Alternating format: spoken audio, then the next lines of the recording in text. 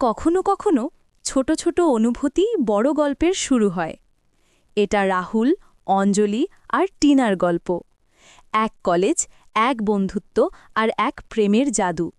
অঞ্জলি একদম টমবয়, চুল ছোট, জামা প্যান্ট আর মুখে সর্বদা এক রাশ হাসি।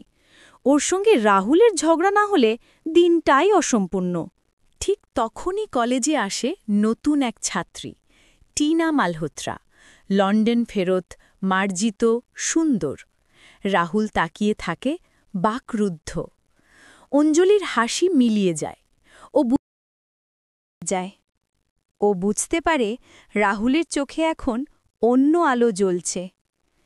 এভাবেই শুরু হয় প্রেম আর বন্ধুত্বের ত্রিভুজ, যেখানে একজন হারে আর একজন বুঝতেও পারে না যে ভালোবাসা আসলে ঠিক তার পাশেই ছিল, বন্ধুত্ব।